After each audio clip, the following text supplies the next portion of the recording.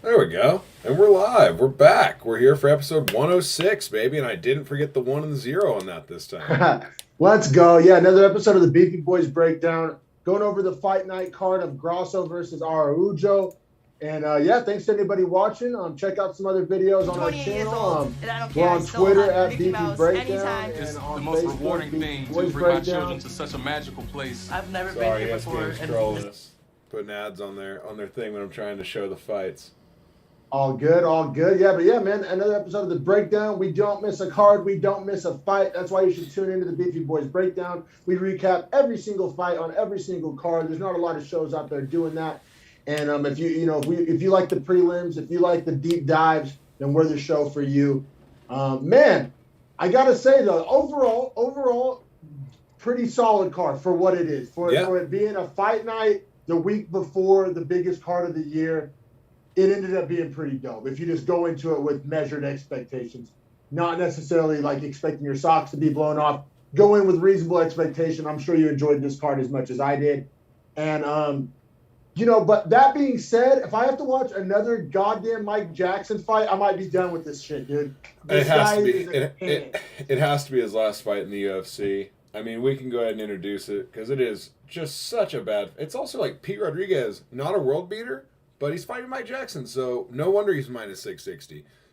Yeah, that tells you all you need to know, right? Pete Rodriguez, they're literally, and this is gonna sound like backhanded compliment, whatever. Like there shouldn't be a guy signed to the promotion that Pete Rodriguez is a minus 660 favorite over, especially when you consider the talent depth of the welterweight division. You know what I'm saying? If this was like women's featherweight and you're scrambling to get two people with a pulse in there, then okay, maybe we can have a conversation, but men's welterweight, like you can't find somebody for this guy to fight. Like, right? I don't know, bro. I'm like dead ass. I don't know if this is even a hot take or a Captain Obvious take. I don't know which one is which, but like Mike Jackson, biggest can in the UFC. We're starting off the podcast with some hot takes. Well, he's the one that came in to fight Mickey Gall or CM Punk in their first fight, right? He's one of those guys. I think it was CM Punk was his first fight. Yeah. I think his record's like 1-1-1 or 1-1. I mean, he doesn't have the credentials. Like, there's not really an argument you can make. I mean, he has the kickboxing resume.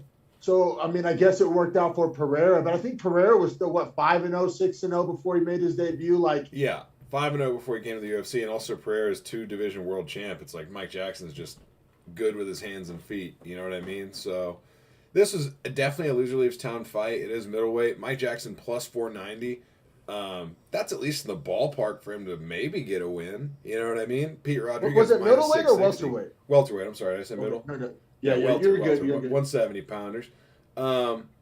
Rodriguez opened at minus 400, which means Jackson opened at like plus 320. So if that tells you anything, Vegas hammered Rodriguez to win this. Yeah, which, I mean, I don't know. To me, this was kind of a no bet. First off, just to get this out of the way, like a classic bettor, I didn't bet. And this is the first card I didn't make any bets in quite a while. And, of course, it's one of the most successful, like, pick-wise cards I've had. So, that's how the gambling gods like to have it. Oh, yeah. But this one was like a no-bet fight for me. Obviously there's no value there. Like, if I'm betting 660, it's going to be on a Hamzat, on an Islam. You know what I mean? It's not going to be on Pete Rodriguez. I'm not eating that minus 660 even on a parlay. So this was a no-bet for me. And, yeah, man, I guess we can just dive into it. We've said about all there is to say as far as leading up to it, man. I mean, fight wasn't really close. I mean, every time Rodriguez would land, Mike Jackson would have a big reaction. And you're talking about, like, the one area he's supposed to have somewhat of an advantage in, or his one credential is kickboxing. And he had, like, no striking defense, really no striking offense. Like I said, if this was some, like, Dagestan wrestler that took down the kickboxer and it wasn't close on the ground, okay. But, like, dude, this fight took place pretty much all on the feet. Like, there's no excuse. There's no caveat, there's no devil's advocate argument. Like, Pete Rodriguez just big dogged him on the feet at kickboxing range. Also, Mike Jackson was only throwing like single counters as his punches, which already that's not good. And then two, every time you get to the fence, P. Rodriguez would just unload on him. So it was essentially like Mike Jackson needed to have either A, way better movement, B, better combo counter striking for this guy that's just walking him down, or C, any sort of grappling game. And he lacks all three of those. And guess what? He still got pieced up on the feet in a striking match, which is, like you said, what he's supposed to be best at. Yeah, man. And I mean, this fight lasted a minute and 33 seconds. This breakdown's already lasted longer than the fight. That knee was pretty dope because he was hurting him with the punches so much so that he was getting these like big reactions and head ducks. And I mean, I don't know. I guess everybody's probably, it's real like the in vogue thing to kind of compare it to the Edwards Usman knockout. But I mean, he was ducking his head and he timed that knee and it landed flush. Couple follow-up shots. I mean, the knee is what put him down, pretty much what put him out. But every single time that Rodriguez would land, I mean, it was just such a big reaction from Jackson. And Jackson, like you said, had no answer, no defense, no footwork. We're just back straight up into the cage and eat bombs. I mean, I don't have too much more else to say, man. No, I mean, I think we can keep it pushing. Shout out to Pete Rodriguez. He seemed like he was juiced, like he was calling out the haters. Seems like a dog. I mean, I didn't learn anything really about his skill set, but I mean, yeah, he's aggressive, he's dangerous, checks those kind of rudimentary boxes, but I don't think we really learned much. Tough fight to call out your haters in, though, whenever you just beat Mike Jackson. You know what I mean? Like, yeah, you still have a job in the UFC, and yeah, your record is 6-1 now, which Mike Jackson's 1-2. Like, he definitely does not have a UFC record, and 6-1 at least looks good. I'm anxious to see how Pete Rodriguez does in his next fight against an actual UFC caliber quality opponent. Like this fight legitimately, and I don't watch a ton of smaller promotions, but I'll catch an Eagle FC card, I'll fuck around, watch a Bellator prelim, or this was like low level MMA, you know what I'm saying? Like you can go see this at your local, as Chael would say, the dog park on a Saturday. Like this is one of those fights where you could bet the winner, but you're better betting the under because they both are terrible. So someone's going to get into a flurry and just knock the other out. Yeah, for sure, man. And I mean, Pete Rodriguez gets the win. Like I said, I'm not hating on it. I just don't know what I'm really supposed to take from this. Like I said, especially in the talent-rich welterweight division, like there's so many dope welterweights. Like welterweight's getting to like bantamweight, lightweight territory where like even the unranked guys, like there's probably a future champ that's like ranked 25 right now. You know what I'm saying? Like these young killers from these foreign countries and young lions, and it's just like I just don't know how to feel about Pete Rodriguez. Like you said, great win. Not really trying to throw shade, but just I mean, we'll see what the next matchup is. There's plenty of fights for him. We'll see what happens from here. We can keep it pushing. Because this next fight I'm actually super stoked to talk about, and I feel the exact opposite of the way I'm describing this fight. Like Tatsuro Taira, one of my new favorite prospects, bro. I'm shoveling coal. Yeah, me too. I like Taira a lot. Vegas likes him here at flyweight, -260 against CJ Vergara at +220. Vergara is not a punk either. Like, this is actually a legitimate matchup test, kind of to see where you are. And Vergara is tough and throws hard, so it's kind of one of those guys that can't. And misses weight every fight. He's like the men's Aspen lad. Just yeah, he did weigh in 4 pounds over, 3 pounds. By 129. But like I said, when you're talking flyweight, I mean those pounds matter a fuck ton. And this is his third weight miss. Like he's gonna have to be bantamweight. Oh yeah, he's a bantamweight from here on out. I'm giving him the Paulo Costa treatment, even though Paulo Costa kind of made me eat some shit. Whatever, it was still call it the Paulo Costa treatment. But yeah, man. I mean, we got Tatsuro Taira, 22-year-old. I guess you can use the word phenom, coming out of Japan, 11-0 coming into this one. Vegas liked him at -260, which was an interesting money line because I love me some Tatsuro Taira, but like I said, CJ Vergara's not a bad opponent. Came in overweight, might be an advantage, So I don't know. This was in no bet for me, even though I didn't bet any of these. I probably wouldn't have bet this one. -260, a little bit rich with kind of like this is the hardest fight of his career. His opponent missed weight. 22 years old. Some things can happen when you're that green. So I probably wouldn't have bet this one. But I mean, -260 in a parlay. I mean, not the worst, just probably not. I've been trying to be more selective with my bets. Like when I first started off betting MMA, I want to just shotgun blast, throw shit against the wall, big parlay, see if anything sticks. I'm trying to be more selective and be really bet the 2 or 3 fights that I feel really strongest on, and stay away from some of these kind of, oh, well, I kind of like this guy. Or, I've been trying to stay away from some of those picks at the book. So this was a no bet for me. How do you feel coming into this one? I mean, I like Tyra a lot, but like I was essentially leading off with, is that Vergara is a tough test. Yeah. Not the easiest guy to get past if you don't have those little tools that you need to have or have a well-rounded skill set. Because even if you are a really great striker, he's one of those guys that can take the damage, keep moving forward, and throws bombs when he throws. So you kind of have to be able to grapple and wrestle, and it's not like Vergara's a slouch in those places. He's just not near as good or can take as much damage. I mean, a submission's not really damage, You either choke them out or exploit a weakness in their joints. So that kind of neutralizes that a lot. Now, to Tyra's credit, he seemed to be able to grapple extremely well. He almost seemed like the stronger guy here, which surprised me.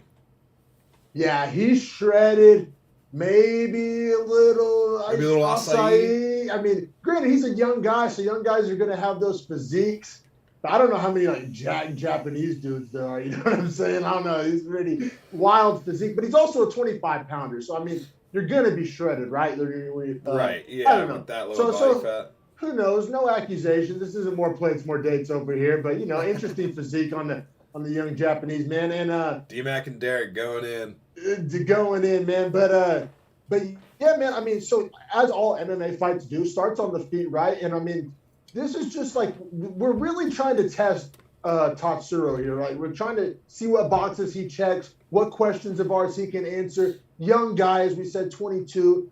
And so he starts off on the feet, and man, he's getting the better of Vergara on the feet. I mean, not by a wide margin, but he definitely was getting the better of the round at the start of the round on the feet. I mean, for sure. Some nice kicks to the body, he's staying kind of at his range, kind of dictating the action. And then, as kind of expected, most people thought Tyra wanted to get this to the ground, and he starts shooting takedowns, and he starts getting them. I mean, I think he got his first 2 takedown attempts landed and were converted to takedowns. So, I mean, he's checking boxes. But at the end of the round, he did get swept and then put almost a head norm. He didn't quite get swept with the right head position, but it did give up pretty much him into a full mount. Really dangerous spot to be in, kind of a Saved by the Bell thing. Like I said, wasn't in the position to be choked, but was in the position to get beaten on and really struggle with the guy on top of him. So it wasn't enough for Vergara to steal the round for me. I don't think by any stretch of the imagination, and I thought that Tyra was up by a pretty hefty margin until that point, and he also didn't take much damage in that position because Vergara was trying to keep that choke cinched up. So, still 10-9 Tyra for me, but it was one of those moments of, like, be careful now. Yeah, and man, I mean, this may seem like the ultimate, Tyra dick rider take, but it's like, these young guys, you almost even like to see that, right? Like, what do we say, like, when Patty steamrolls through a can, or like what we just said about Pete Rodriguez, like, you don't learn much from those kind of things. So we got to see him, overcome a little adversity, be put in some positions, definitely some things to work on in the next training camp, like when a guy's 22 years old, I said, call this a dick rider take if you want. Like, I'll even, I'll take some of that too, like, fuck it.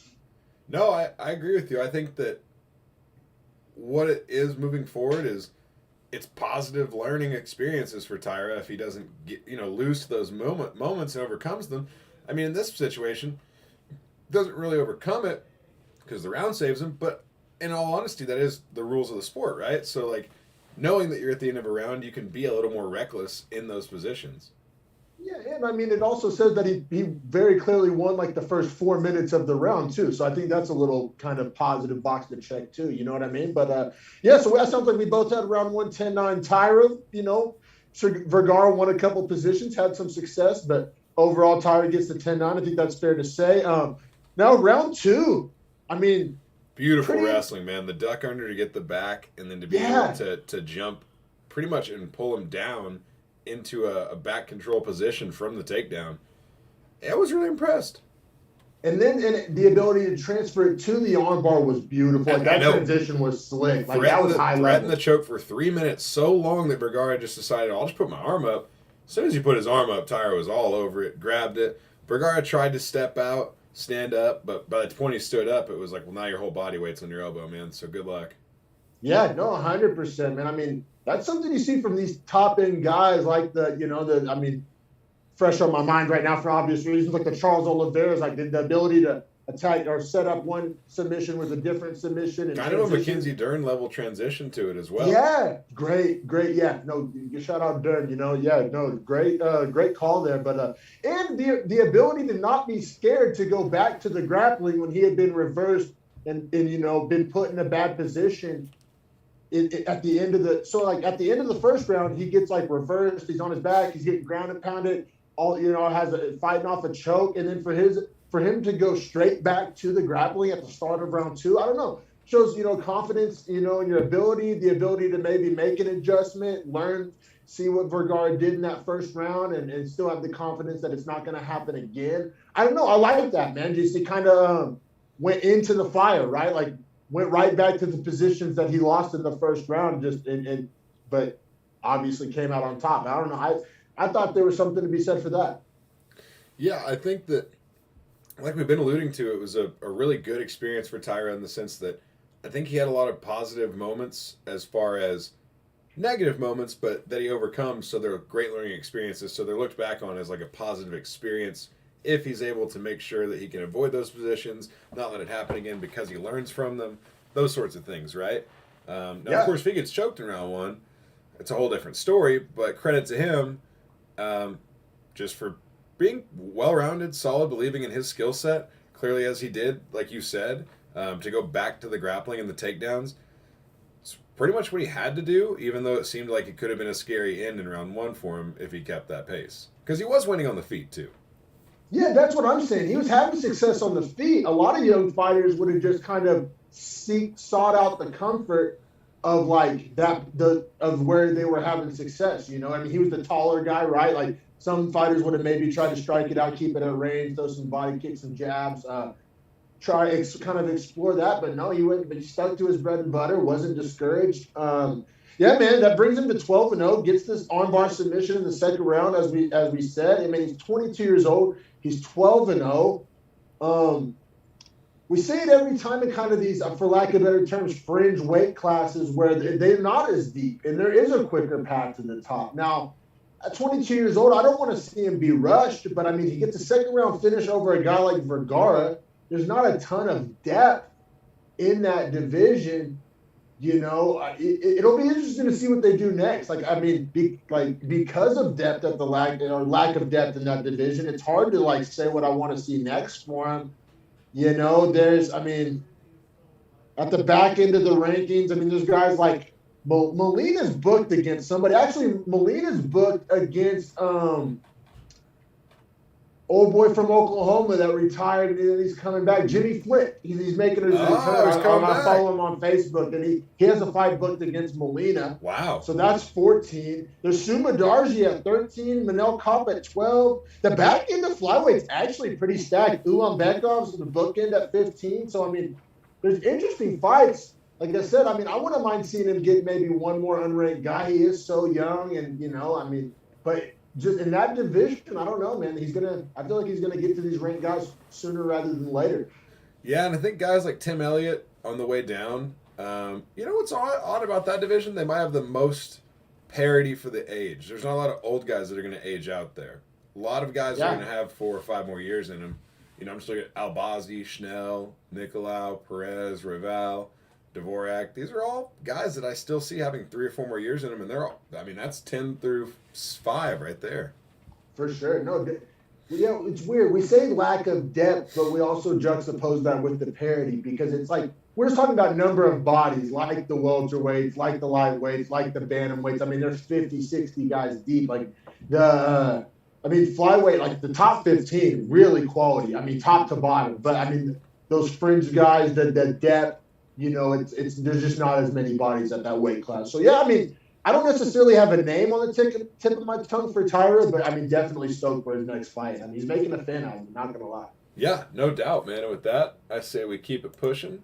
Yes, sir. Next up, we have a strawweight women's fight between Sam Hughes at plus 145. Like a strawweight doesn't exist in the men's division, so that was obvious.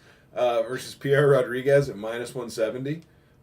This is a fight where I actually like Pierre Rodriguez a lot.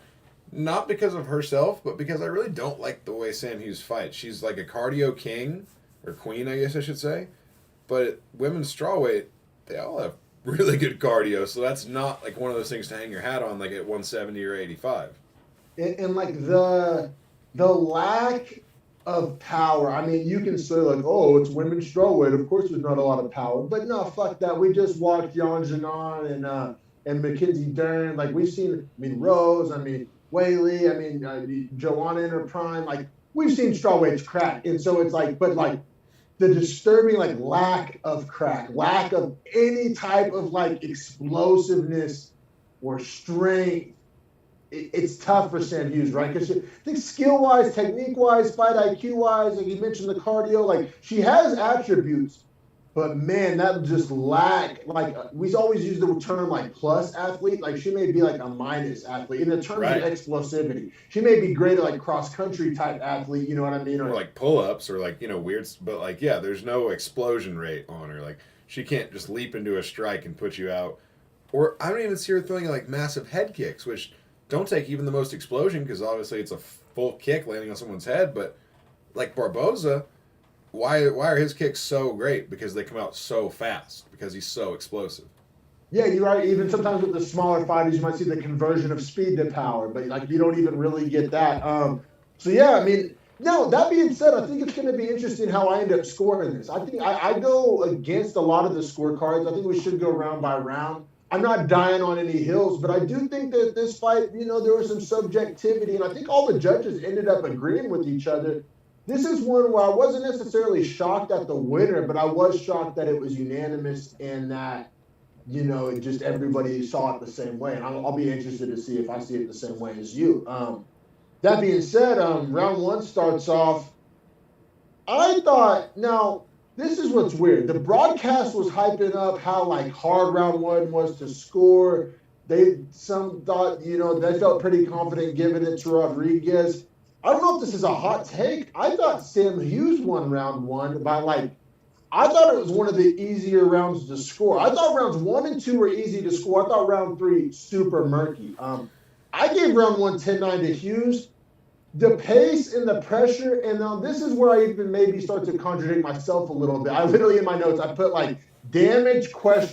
Because I thought Hughes was landing the cleaner shots. I thought Hughes was, having the most success, having the better work. But however, in our intro, we talked about the lack of power, the lack of ability to kind of inflict damage, if you will. So that's why it's weird. On paper, I thought she was landing the cleaner. There should have been damage, but there wasn't because she's not explosive. You know what I mean? Especially visible damage, different kind of definitions of the word damage. But I had a 10-9 Hughes. Like I said, I'm not necessarily dying on hills here, but I didn't find it that hard to score. I mean, Rodriguez got the takedown, but did dick with it. Literally, nothing at all. No damage. Didn't have much control time either. No control time. And I thought Hughes won the stand-up. I don't know, man. Am I crazy?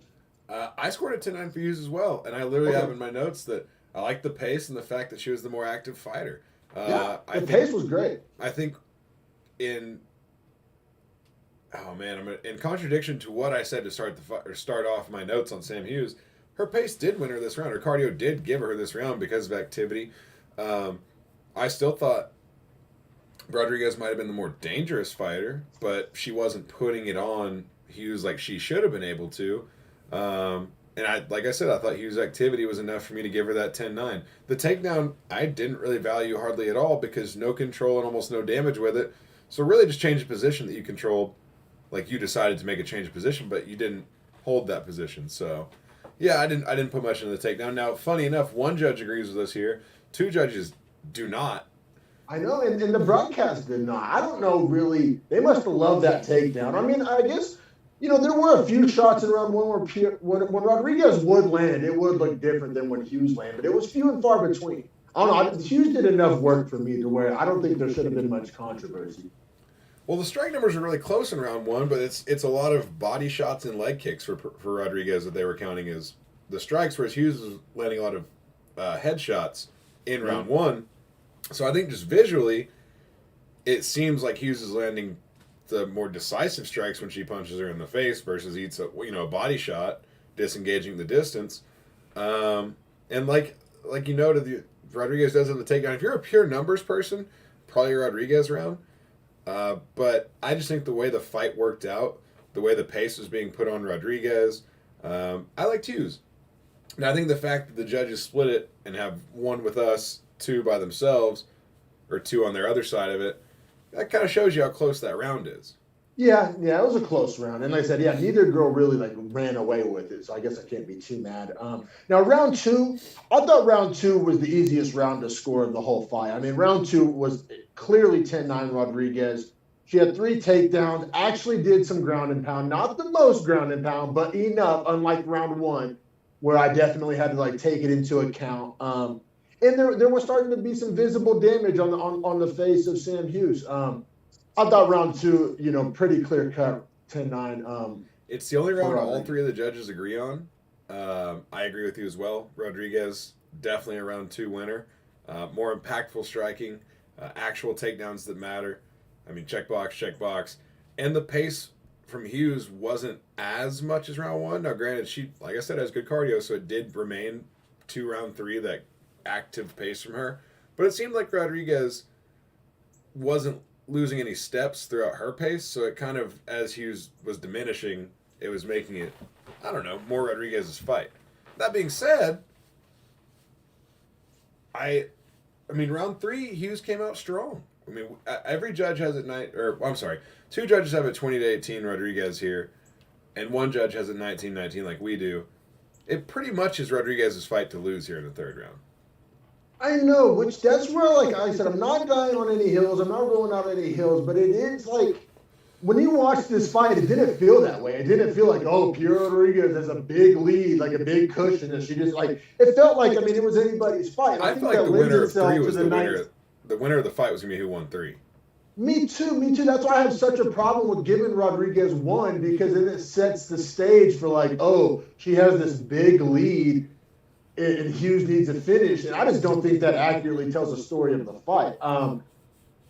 Anyway, that's neither here nor there. That we got the situation where we have ourselves in. Now, I think you may end up agreeing with me on this one. I have round three. Now, granted, I thought round three was the hardest round to score. Like I said, I didn't find round one that hard to score. Other people did, and it's controversial, but whatever. Me personally, I thought round three was really the coin flip round.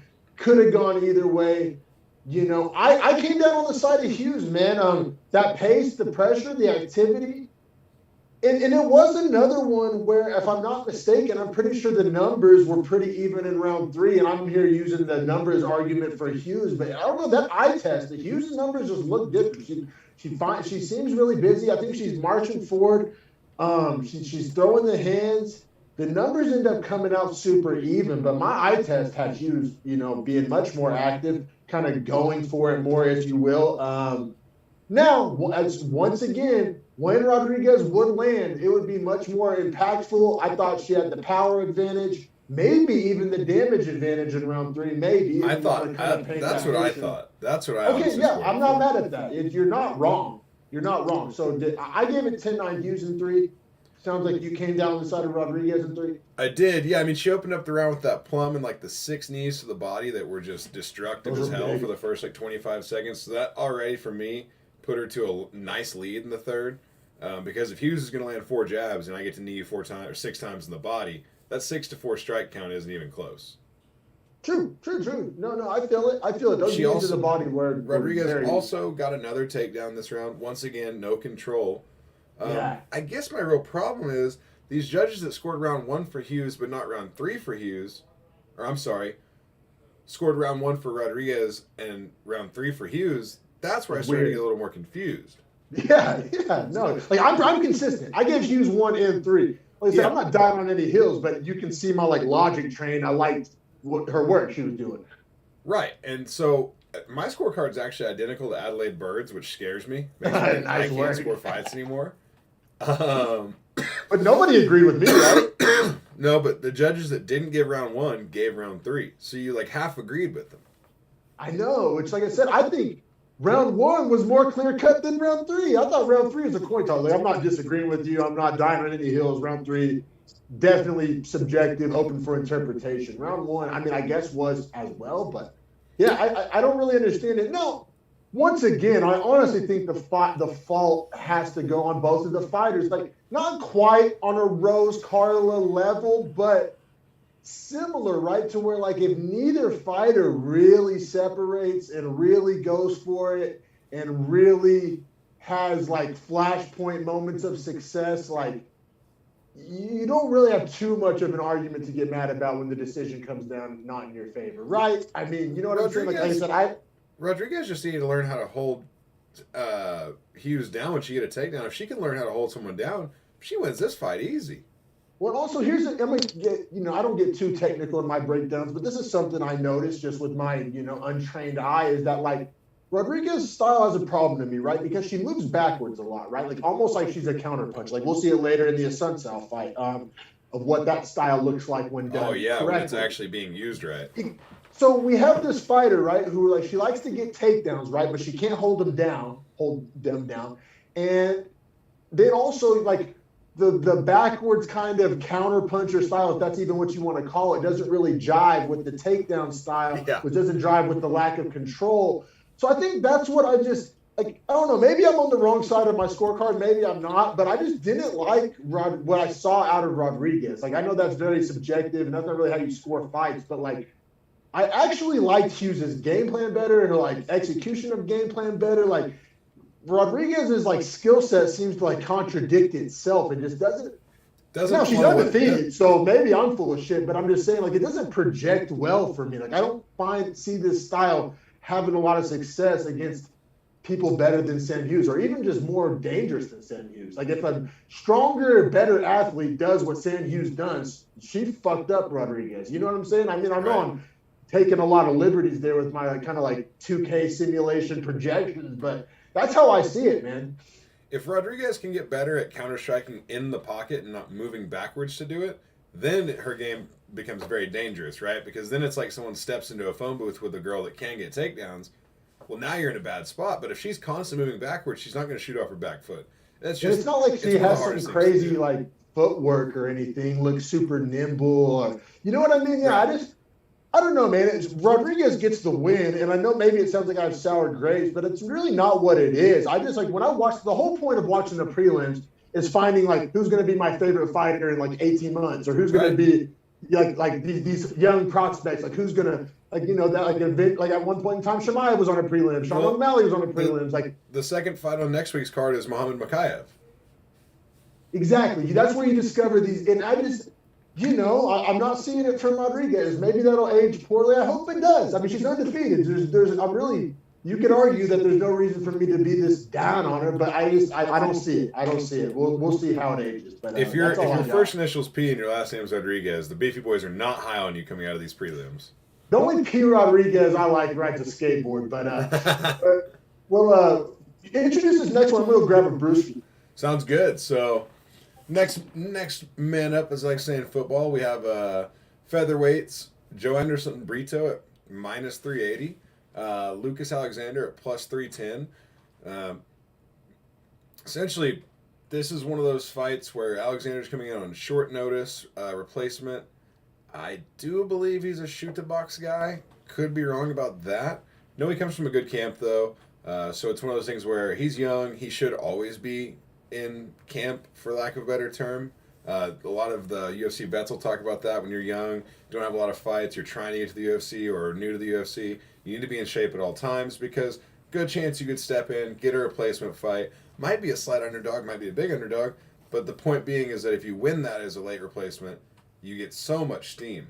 So coming into this, it's almost like Alexander's Hail Mary to really put himself on if he can win this as a late notice replacement.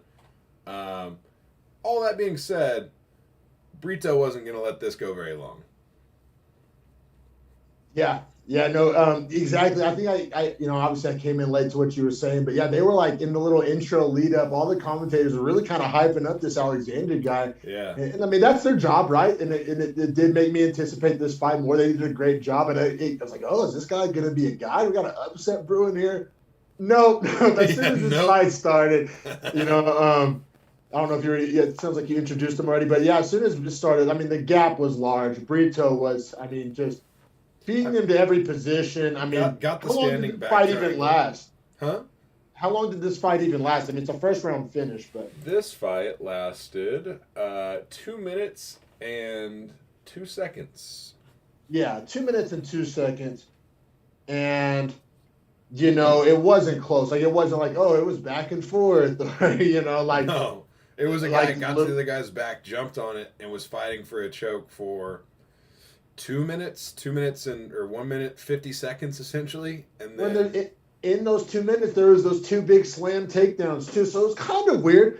The slam takedowns were in a way kind of ineffective because they'd be big and flashy, but he would pop right back up to his feet. Like you said, he ends up taking his back standing. So he has two takedowns, like back to back, pretty much like mat returns. But then it was actually pretty slick though, because as they were on the second one, like as they were standing up, is when he took his back, which is pretty slick. I mean, that's like some kind of like I mean, hate to say Aljo, but kind of reminded you of Aljo a little bit. it's essentially what he did to Corey Sandhagen. Yeah, no doubt. So like that's slick. A guy's all proud of himself that he's able to stand up and he's not really thinking about defending the back take. And it was super effective. He got the standing rear naked choke, which I always like. I don't do jiu-jitsu, so I don't know if like one's considered harder. It seems like higher level to get it standing up. You know what I mean? It seems like only the high level guys. Definitely really, takes more out of your legs. You know what I mean? Because you're having to use your legs to stay on their back. Whereas, I mean, you think about doing a squat. Hell, I know you've squatted like 450 or more, pretty much. So, doing that, it's like you can hold that weight on your back at what are these guys here? They're 145. So it's that's not even a lot. Yeah, no, true, man. I mean, this fight, listen, I don't want to spend too much time on it because it's like I'm not the biggest Brito guy. Now, granted, that was super impressive. Like, and I don't think that Alexander's a can. Like, I think that was a hell of a performance, and I think Brito has a hell of a skill set. It's just, there's so many featherweights that I'm high on, and it's just hard.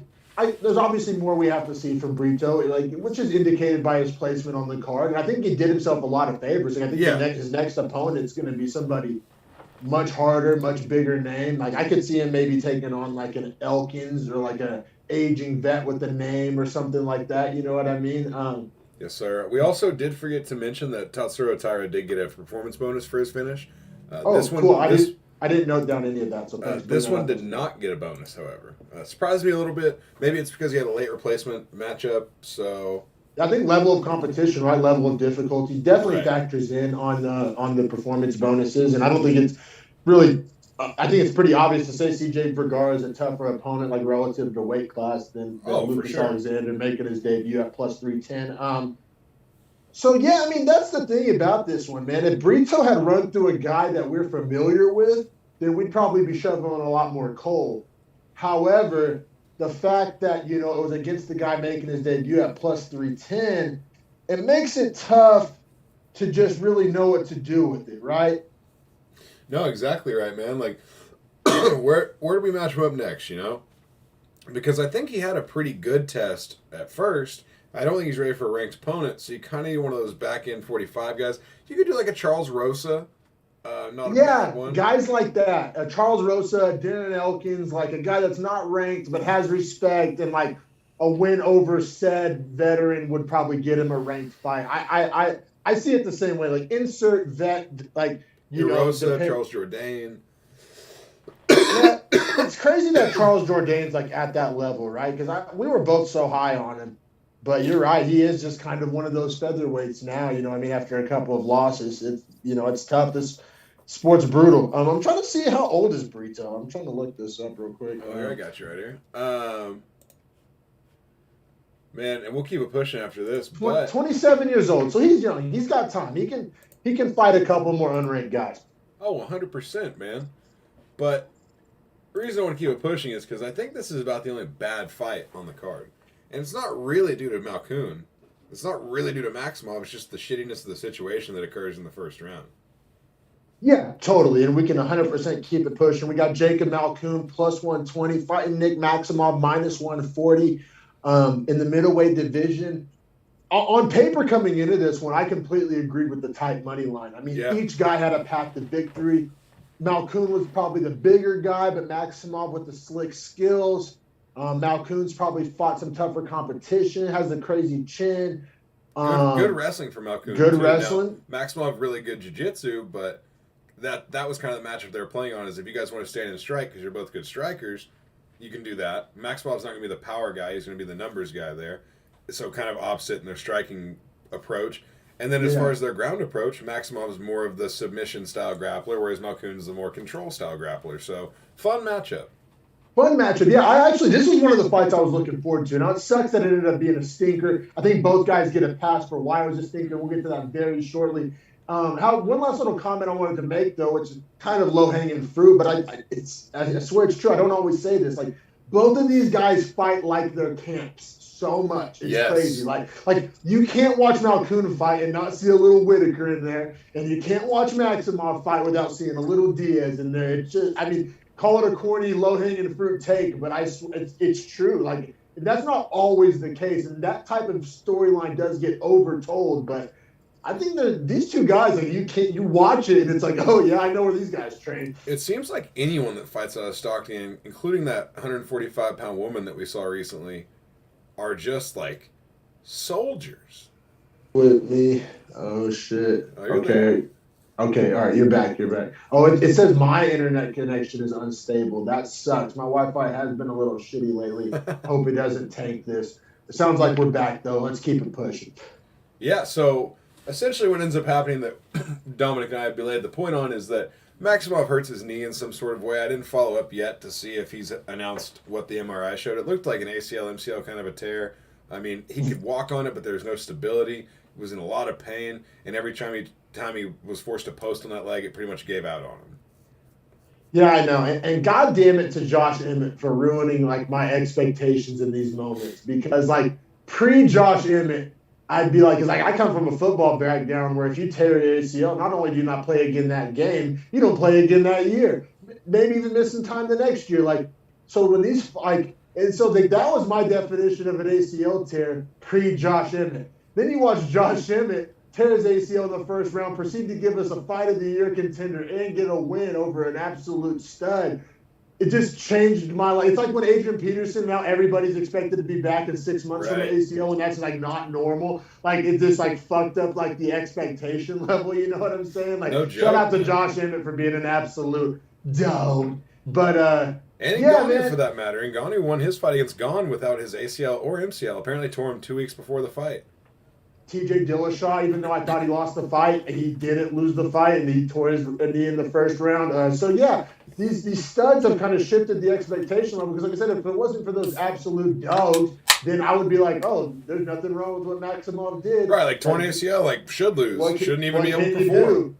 But now we have these like heightened expectation of these freaks that like win fights on torn ACLs, and it's just it makes it know that it is possible. So like, it made me not love how Maximov handled it, but at the same time, like, I'm not going to knock a guy for that. Like, I mean, I couldn't do it. I mean, I could barely, like, I've had some minor meniscus damage and been out 3 weeks. So it's like, I'm not trying to, like, you know, call the kettle black or anything, but it's just. And Malkoun, to his credit, noticed that leg was compromised and continued to reap the far leg to make him post his bad leg where he had no balance. So as soon as he reaped that far leg, I mean, Maximov couldn't even stand, so he'd just fall down. Malkoun would get the takedown, be in top control, and it was easy for him. I mean, that was every round. And that's why we don't have to go round by round, because every round looked the same post-knee injury. Yeah, Malkoun would get single legs, to make him balance on his hurt leg, which is smart. That's why I was kind of like, Felder was like, why isn't he kicking his leg? It's like, well, he's kind of doing the wrestling equivalent, Yeah, right? it's like he's just being safe, not even trading strikes. He's just getting top position. 100%. But yeah, I mean, so Malkoun.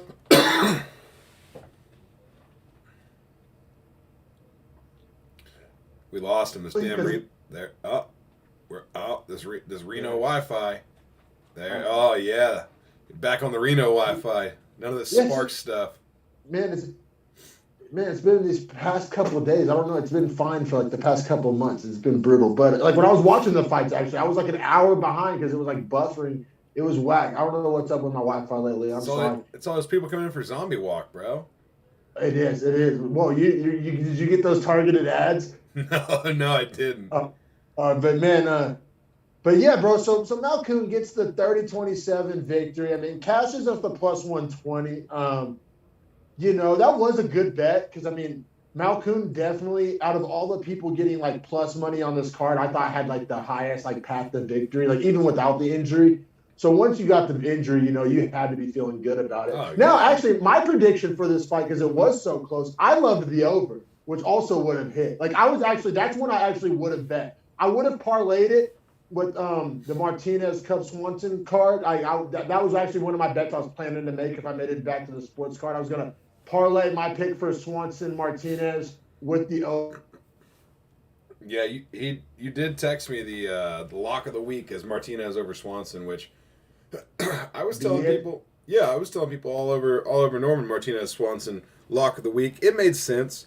So lock of the week. That being your lock, I will give you a this was shout my out. second most confident pick. The over in this fight was my second most confident pick after Martinez Swanson. My most confident was going to be Todorovic to win. Just because I hate Jordan Wright. Like, we'll go over his record and it'll make a lot of sense. I can't wait to go over that fight for like all the wrong reasons. Me too. Me too. By the way, that fight gets a bonus. Wow. But yeah, man, Malkoun gets the win. What do they call it? Anticlimactic because of the injury. I don't know. Once again, I don't know what that did for his career. You know what I'm saying? Like, I mean, it's a win, right? Better than a loss. Gets you like step in the right direction. But every fan and probably the matchmakers are going to take the injury into account, right? I mean, I am. Yeah, it's not like I even think that he won the fight. He can't take away the win, and he did the right things to win, but I'm not impressed. I'm not walking away saying, I can't wait to see who Malkoun fights next. Exactly. And then as far as Maximov, I was kind of lukewarm on him. Now he has probably 9 months to a year off. I don't know. He's small for the weight class. He's pretty limited in the skill set. I don't know, man. I'm not the biggest Maximov guy. I mean, he's fun. I like listening to him talk, and I like the whole, Stockton thing. But as far as, like, in the ring, I don't know how much I want to, like, shove a coal or project for it.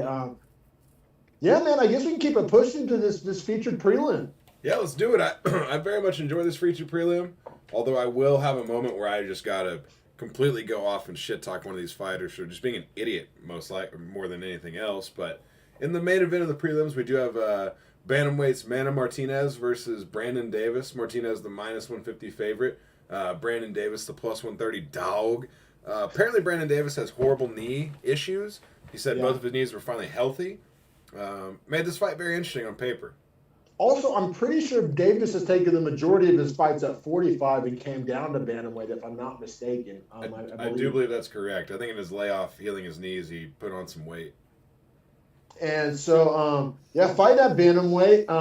Now, this fight was fucking awesome. I mean, this fight was probably the only banger, if you will, on the prelims. As far as, there were some good fights and some close fights, but as far as like a barn burner, getting after it, both guys cracking and landing big. This is probably the most like action-packed fight on the prelims, which is probably why it was booked where it was booked.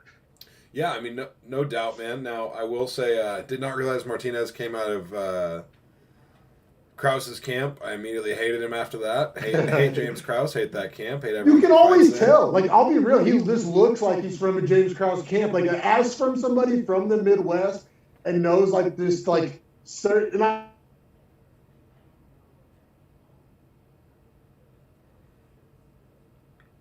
I don't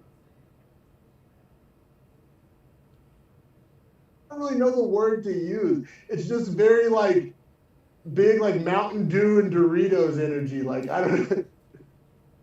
It is that backwoods Missouri energy for sure. You can just look at a guy like this guy's a Mossy Oak sticker on the back window of his 03 F-150. Well, hell, their poster boy is Bryce Mitchell, who embodies everything we just said. Yeah. It's like I don't know. I don't hate it as much as you hate it, but there is kind of just that gross like I have a bottle of Copenhagen spit in my truck console like vibe. It definitely is. It's almost like I'm just going to out tough him. I'm just going to show up, outwork him, out tough him. Yeah, no, for sure. And I do think their camp's overrated because this camp's so good and blah, blah, blah, blah, blah. And then, like, they don't have any champs, I don't believe. They don't even have hardly any top 5 guys. It's like they have a bunch of tough guys and tough night outs. And they get a lot of mid-level wins and high-level losses, so I don't know what that says. Yes, exactly. 100%. They're like a Conference USA. Like, they're not a Power 5 gym. I don't know. I'm tired of being fed that narrative. They talk like it. Yes, they always get talked about like they're one of the. Yes, no, I agree with that. I agree with that for sure. Now, that's all kind of our opinion. Let's get to the facts here. Round 1. Now, this fight, we have to go round by round. We have a split decision here, and it does go all 3. And like, I'm not even super bullish in how I score it, so I can't wait to kind of go back and forth and talk about it with you. Round 1, I thought was the closest round of the fight, probably the hardest to score in my estimation. I came down on the side of 10-9 Martinez. Really, in my opinion, I can't wait to hear your opinion, but like, in my opinion, round 1 came down to 2 strikes, and it was the 2 big left hooks from Martinez. I agree, because one hurt Davis. You could tell it hurt him. Yeah, it did. And then the other one, like, didn't hurt him visibly, but like was a hell of a punch and landed clean and like was very impactful. And then but besides that, everything besides those 2 punches was pretty much tit for tat. They were both kind of landing kicks, body kicks, leg kicks. One had a low shot, one had an eye poke. Right, so almost back to back. Like everything was 50-50, and the outlier was those 2 left hooks. So I came down on the side of Martinez, but like by a nut hair, but I think that's the right side to come down on because everything else was tit for tat. I did as well. 2 of the judges did as well. One judge saw this differently. Gave it 10-9 Brandon Davis. I don't hate it, but I do think you kind of got to talk me into it. Exactly. I think the 2-1 is fair. If it would have been 2-1 the other way, I'd probably have a problem with it. But it was a very close round, and it was the only round where I have the word close written in all caps. And the 2 fouls made it murky to score 2. So yeah, it made the start of the fight weird. Now, round 2, I thought was extremely back and forth for 4.5 minutes of the round until the very end. Manny Martinez lands that spinning back fist, hurts Brandon Davis, hurts him. That dope spinning back fist. And it wasn't one of those like fluky, like I'm gonna throw some shit against the wall. Like he had the angle on it, the timing on it. Like it was very intentional. Like honestly, there's probably better examples, and I know she uses elbows, but shout out Meatball Molly. That's all I'm going to say. Yeah, no doubt. And then, I mean, Martinez kind of goes to the finish there at the end of that round with maybe 15 or 20 seconds. Like, throws his whole wad at it. Doesn't get Davis out of there, but very close. I went 10-9 Martinez here as well. 2 of the judges. Saved by bell. I'll go as far as to say saved by bell. Yeah, I would agree with that entirely. So we both have it 20-18. 2 of the judges have it 20-18. One judge has it 19-19. Now, that's going to be important here because round 3... as it comes to it, Martinez almost has no output. And in between rounds 2 and 3, James Krause is screaming at Manny Martinez after he just looked great, by the way. Keep in mind for the last 20 seconds that he's playing with him too much. These guys were talking to each other a whole lot. Felt more like a sparring session in that sense, which kind of sucks when you're watching a fight. You want them to actually be kind of killer mentality attitude. But these guys were going for it. It's not like they were taking anything off their strikes. Yeah, I got more like Kevin Holland energy than sparring energy. Like some guys talk, like some fights have talking. I don't know. I didn't hate it as much as the corner did. I didn't really think they were fucking around personally, but whatever. I mean, I'm sure his coach knows him better than I do, but like I didn't get that vibe. I don't know. I actually kind of, I don't know. I was here for it, as the kids say. Well, I would agree that maybe his coach knows him better than us, except his coach told him to quit messing around and go for it. And as soon as that happened, as soon as he gave him that pep talk, Martinez looked like shit out there. Like, he literally couldn't land any strikes. He started trying to wrestle after he was making fun of Davis in the first round for trying to wrestle. Well, first off, you can't go to James Krause's camp and talk shit on wrestling. That's like what y'all's whole fucking thing. And then also, you know what? And I'm glad you do this. And I like whenever both of our takes are different. You went kind of glass half empty on Martinez there around 3. I'm going to go glass half full on Davis, man. I think Davis is a dog, man. After almost like being a nut hair away from being finished, saved by the bell, hurt very badly at the end of 2, to come out looking the way he did in round 3, I'm going to go glass half full Davis here, man. Fucking dog, in my opinion. And something, because Davis was the bigger, longer, taller guy in this fight. And I was waiting the whole fight for Davis to just throw some straight shots. And in round 3, He started going doing and that. he started landing them. So I really, really appreciated that. Thought the cardio was a little bit better than Martinez. Got the takedown, got some ground and pound. So it sounds like Nice ground and pound too. Yeah, real good ground and pound. I thought Davis, I'm going glass half full Davis here because I thought he just dogged it out in round 3, like let his nuts hang, just had some up and down moments throughout the fight. But in round 3, man, Davis took it to a whole nother level after losing round 2 very badly. Probably the easiest round to score, 10-9 Davis. Yeah. But then also, you know what I thought? Man, if this is a 1 FC card, I think Davis wins this fight. Yeah. Because the rest of the fight was so close, right? Right. And he dominated the final sequence. So it's like, well, that in a sense of a fight, like without, scored round by round. He pulled away. Yeah, clearly the guy pulling away at the end is winning this fight. Now, as it all comes out in the wash for the UFC, they do have rounds and scorecards, and it is a sport, not a fight. It's a fight within a sport. So, all the judges have this round 10-9 to Davis, which, unfortunately for him, means that 2 do have it 29-28. I see what you're saying. I'm sorry. Go ahead. And then one judge does have it 29-28 for him because they gave him the first round. Now, if any one other judge had been swayed to give him that first round, he comes out the winner here. Yeah, and this is a weird one. This is where the 10-9 must system just feels weird because my scorecard is 29-28 Martinez. However, I almost have like a one championship style. Like it kind of left a bad taste in my mouth. Like I kind of wanted to give it to Davis. Like I thought Martinez was beat up at the end of the fight. Like he didn't look like the guy that won the fight. Yeah, and Davis looked so good in round 3, and the other 2 rounds were so fucking close. Like I wouldn't have even hated like a majority draw or something weird like that, a split draw or something weird. Like I don't know, man. Martinez gets the win. It feels very like lawyer ball paper win. Like in 8 months when we're looking at this on Tapology before these guys' next fight, we're gonna be like, oh yeah, Martinez got the win. But it's just watching it live, man. It didn't feel like that. You know what I'm saying? Yeah, and was definitely not an easy win for Martinez. Yeah. And also, I think was a bad reflection on Krause's camp. Yeah, no, for sure. And then like Davis, I mean, tough spot to be in. Coming off some injuries, this adds an L to his record. Bantamweight's so deep.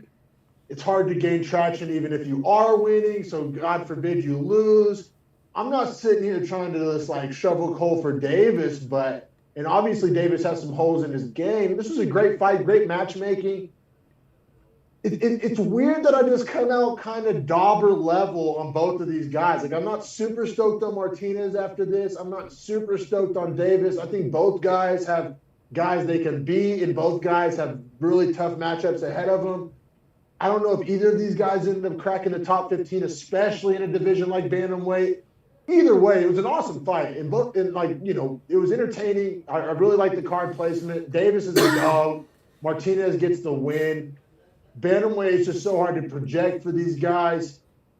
I don't know, man. Any final thoughts, any final takeaways from this fight and the whole prelim for you?